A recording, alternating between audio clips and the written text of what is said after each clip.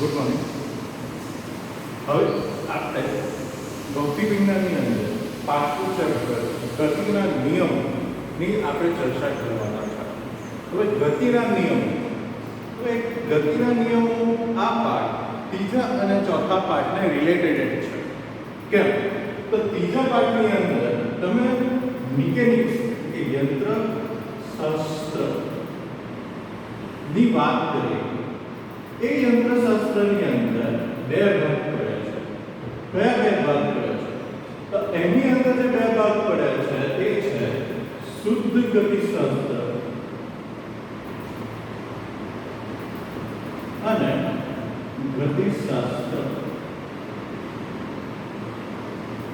એટલે કે તમને યાદ હશે કે તમને કહેવામાં આવેલું હતું કે મિકેનિક્સ યંત્રશાસ્ત્ર એટલે શું થશે? મિકેનિક્સ. શુદ્ધ ગતિશાસ્ત્ર અને ગતિશાસ્ત્ર. શુદ્ધ ગતિશાસ્ત્ર એટલે કે કાઇનેમેટિક્સ અને આ થશે ડાયનેમિક્સ. હવે આપણે જે વાત કરવાના છે તેની વાત કરીએ તો અત્યાર સુધી જે તમે વાત કરી એ ત્રીજા ચોથા ચેપ્ટરની અંદર ખાલી કાઇનેમેટિક્સની વાત કરી, એટલે કે શુદ્ધ ગતિશાસ્ત્રની વાત કરી. શુદ્ધ ગતિશાસ્ત્ર એટલે શું? તો શુદ્ધ ગતિશાસ્ત્ર એટલે કે જેની અંદર ફક્ત ગતિની વાત કરવામાં આવે છે, ગતિની ચર્ચા કરવામાં આવે છે. એટલે કે ગતિમાં વધારો કેમ થયો, ગતિમાં ઘટાડો કેમ થયો, પ્રવેગ, ગતિના જુદા જુદા પ્રકાર, નિયમિત, અનિયમિત, એ બધી ચર્ચા કરવામાં આવે છે. પરંતુ અત્યાર સુધી એ ગતિના પાછળના કારણો કે એના ગુણધર્મોની ચર્ચા કરવામાં આવી નથી.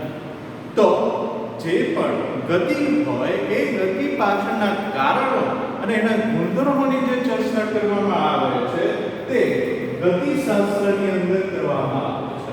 એટલે કે એ ગતિશાસ્ત્રની અંદર આપણે જોશું કે એ ગતિમાં ફેરફાર કેમ થયો, એ ગતિના માં વધારો કેમ થયો, ઘટાડો કેમ થયો, બળ લગાડતા એમાં શું ફેરફાર જોવા મળે છે, એ બધી જે માહિતી છે એટલે કે એના પાછળના કારણો છે, એના ગુણધર્મો છે, એ બધું આપણે આ પાઠની અંદર જોવાનું છે.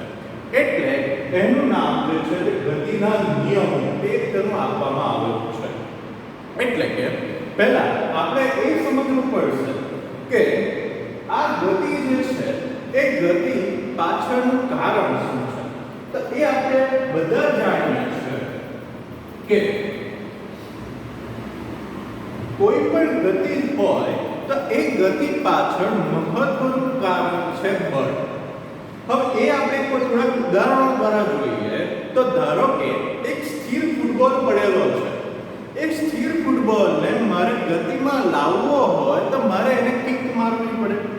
હવે એ ફૂટબોલને કિક મારતા આપણો એ ફૂટબોલ છે ગતિમાં આવશે, પણ આપણે કર્યું શું? તો એના ઉપર બળ લગાડ્યું. હવે એ જ રીતે જોઈએ તો એનું એક બીજું ઉદાહરણ લઈએ કે કોઈ ઢાળ ઉપરથી તો એક દળ આ રીતે સરકી રહ્યો છે નીચે. તો એ દળો નીચે તરફ સરકી રહ્યો છે, એને આપણે અટકાવવો હોય તો અટકાવવા માટે આપણે શું કરવું પડશે? તો આપણે એને બળ લગાવવું પડશે. કેવી રીતે? તો આપણે એને આ રીતે અટકાવી શકીએ, હાથ દ્વારા એને હાથ આગળ મૂકી દઈએ તો એ દળો અટકી જશે. બીજું એક ઉદાહરણ લઈએ તો હવે તો આપણે વિચારીએ કે મારા હાથમાં એક દડો હોય અને એ દડાને મેં ગુરુત્વાકર્ષણમાં છોડી દો આ રીતે, તો પણ એ શું કરશે? તો એ નીચેની તરફ ગતિ કરે છે. હવે એ નીચેની તરફ ગતિ કરે છે તેના પાછળ પણ બળ લાગેલું છે. કયું બળ? તો તમે બધા જ જાણો છો કે સાર્વત્રિક એવું બળ, ગુરુત્વાકર્ષણ બળના કારણે એ પદાર્થ નીચે જાય છે.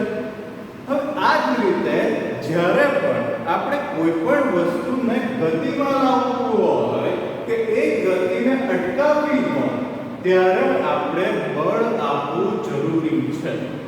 એટલે આપણે બળને વ્યાખ્યાયિત કરવો પડે કે બળ છે શું. તો આ બંને જે ઉદાહરણો છે, આ બધા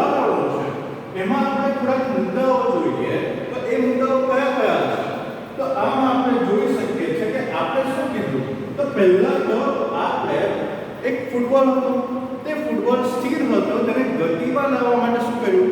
બળ લગાડ્યું. એટલે કે આપણે કહી શકીએ કે સ્થિર વસ્તુને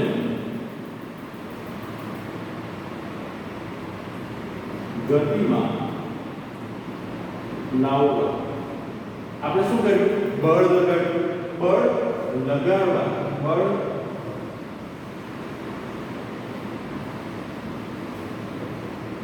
જોવા મળતા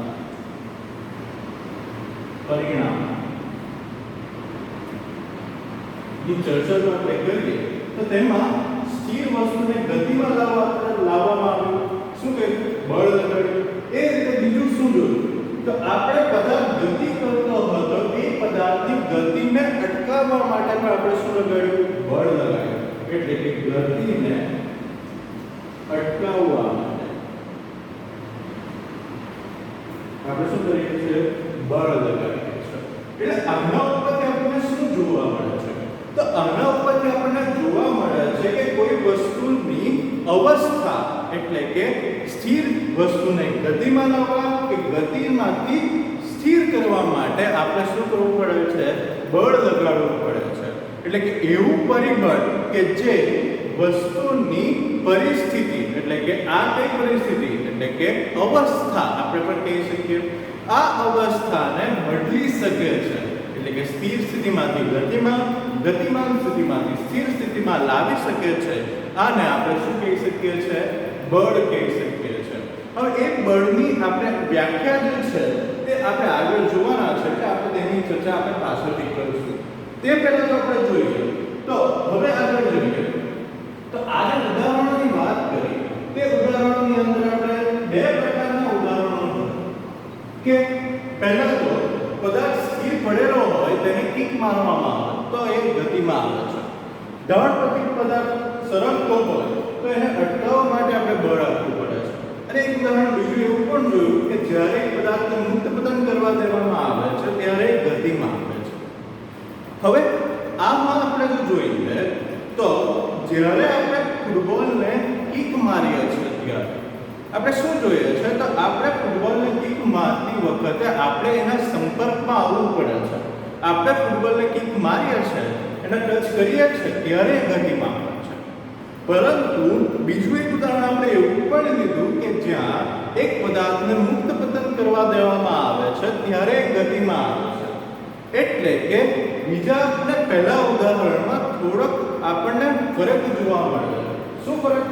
તો પહેલા પદાર્થને ગતિમાં લાવતી વખતે આપણે એના સંપર્કમાં આવીએ છીએ, જ્યારે પદાર્થને મુક્ત કરવામાં આવે છે ત્યારે એના સંપર્કમાં આવતા નથી છતાં પણ એ ગતિમાં આવે છે.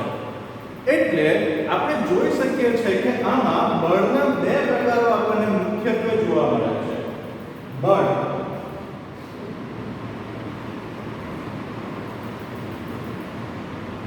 એના બે મુખ્ય પ્રકારો કયા? તો એ બે મુખ્ય પ્રકારોની જો ચર્ચા કરીએ તો એની અંદર પહેલું જે આવશે તેમાં આપણે જોયું છે કે આપણે એના સંપર્કમાં આવવું પડે છે. એટલે આપણે એને નામ આપી દઈએ, એનું નામ સંપર્ક બળ. અને બીજું બળ જે છે જેમાં આપણે એના સંપર્કમાં આવતા નથી પરંતુ આપણે જાણીએ છીએ કે જ્યારે પણ આપણે આ ગુરુત્વાકર્ષણ બળ ના હેઠળ આપણે કોઈ વસ્તુને મુક્ત પતન કરાવીએ છીએ ત્યારે એ પદાર્થ ગતિમાં આવે છે.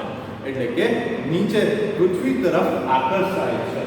મતલબ કે એ ગુરુત્વાકર્ષણ ક્ષેત્રની અંદર આપણે ભાગ ભજવે છે કે ગુરુત્વાકર્ષણ ક્ષેત્રમાં જ્યારે હશે ત્યારે એ પદાર્થ ગતિમાં આવે છે.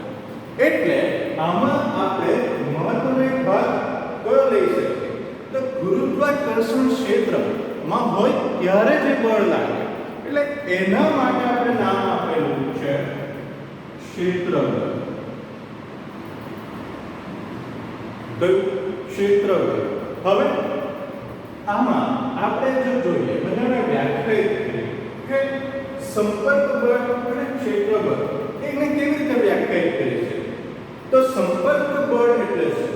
તો એને આપણે કેવી રીતે વ્યાખ્યાયિત કરી શકીએ?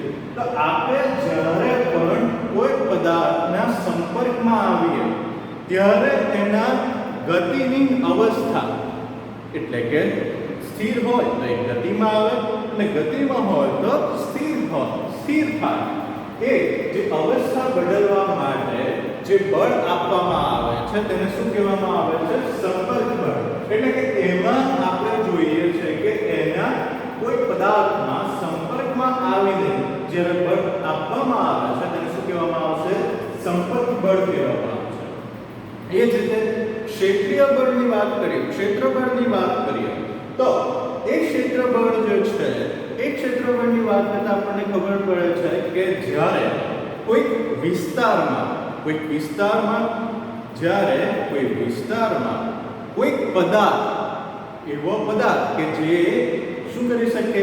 ક્ષેત્રીય બળને અનુભવી શકે તેવા પદાર્થ આવતા એના ઉપર જે બળ લાગે છે એને આપણે શું કહેશું? ક્ષેત્ર બળ કહેશું. એને શું કહેશું આપણે? ક્ષેત્ર બળ કહેશું. હવે આ જે ક્ષેત્ર બળ જે છે એના બીજા ઘણા બધા પ્રકારો છે. તેમાંથી બીજો એક પ્રકાર જો જોઈએ તો એ પ્રકાર જે છે તે છે આપણું ચુંબકીય બળ. જેમાં આપણે જાણીએ છીએ કે જ્યારે આપણે એક ઉદાહરણ લઈએ કે ગજ્ય ચુંબક જે હોય એ ચુંબકની નજીક કોઈ ખીલીને લાવવામાં આવે છે. તે ખીલીને અમુક જ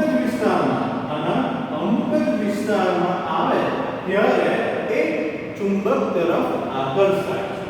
એટલે આમાં આપણે જોવા જઈએ તો આ એનું ક્ષેત્ર છે. આ ક્ષેત્રમાં જ્યારે આ વસ્તુ અમુક જ વસ્તુ એવું કીધું તો ખીલી એટલે કે લોખંડની વસ્તુ જ આકર્ષવાની છે. એટલે આપણે કીધું છે કે અમુક વસ્તુ કે જે ક્ષેત્રને આધારે એના ઉપર બળ લાગી શકે. એટલે ખીલી જે એના ક્ષેત્રમાં આવશે ત્યારે જ એના ઉપર શું લાગશે? તો એના ઉપર બળ લાગે છે અને એના કારણોસર એને શું કહેશું? ક્ષેત્ર બળ કહેશું. તો ક્ષેત્રીય બળ કહેશું. તે કહેશું. હવે આના માટે આ ક્ષેત્રમાં આવવું જરૂરી છે ત્યારે જ બળ લાગે છે. તે સિવાય એ બળ લાગતું નથી. બીજું પણ એક તમે 10મા ધોરણની અંદર ભણી ગયા છો એવું એક ક્ષેત્રીય બળની જો આપણે વાત કરીએ તો એક ક્ષેત્રીય બળ છે કુલંબીય બળ. કુલંબીય બળ કેવી રીતે? તો તમે ભણી ગયા છો કે જ્યારે કોઈ વિદ્યુત બળ Q હોય તો એક Q વિદ્યુત બળની નજીક બીજો કોઈ વિદ્યુત બળ Q મૂકવામાં આવે છે ત્યારે એમના વચ્ચે કુલંબીય બળ લાગે છે. કુલંબીય બળ તમને યાદ હશે F K Q1 Q2 upon r². આ પ્રમાણે લાગે છે. આ પણ એક કેવું બળ છે? તો આ પણ એક ક્ષેત્રીય બળ છે કે જે એના અંતરમાં એટલે કે આ જે અંતર હોય તે અંતરની વચ્ચે જ કોઈ વિદ્યુત બળ હોય તો જ એ બળ અનુભવાય છે. એ અંતર જો વધારે હોય તો એ કુલંબીય બળ અનુભવાતું નથી. એટલે આપણે જે જોયું તેમાં બે બળો છે. એક છે સંપર્ક બળ અને ક્ષેત્ર બળ. સંપર્ક બળ એટલે કે જ્યારે કોઈ વસ્તુના સંપર્કમાં આવીને આપણે બળ લગાડીએ છીએ તો એને સંપર્ક બળ કહેશું. અને જ્યારે આપણે કોઈ ક્ષેત્રની અંદર કોઈ વસ્તુને અમુક વસ્તુ કે જે ક્ષેત્રને અનુભવી શકતી હોય એવી વસ્તુને આપણે મૂકશું ત્યારે એના ઉપર જે બળ લાગે તેને આપણે શું કહેશું? ક્ષેત્ર બળ કહેશું. હવે એમાં આપણે જો મહત્વનું જોઈએ તો આ ક્ષેત્ર બળ જે છે તે મુખ્યત્વે કુદરતી બળો છે. જોઈ શકીએ છીએ આપણે ગુરુત્વાકર્ષણ બળ, કુલંબીય બળ, ચુંબકીય ક્ષેત્ર એ બધા કુદરતી બળો છે. જ્યારે આપણે સંપર્ક બળની જો વાત કરીએ તો સંપર્ક બળો હંમેશા કેવા હોય? મોટે ભાગે કૃત્રિમ હોય છે કે જેમાં આપણે માનવો દ્વારા એ બળ લગાડવામાં આવે છે એક વસ્તુના સંપર્કમાં રહીને. એટલે આ આપણે વાત કરી બળના મુખ્ય બે પ્રકારો સંપર્ક બળો અને ક્ષેત્ર બળ. હવે આગળની ચર્ચા કરીશું આગળના વિડિયોમાં.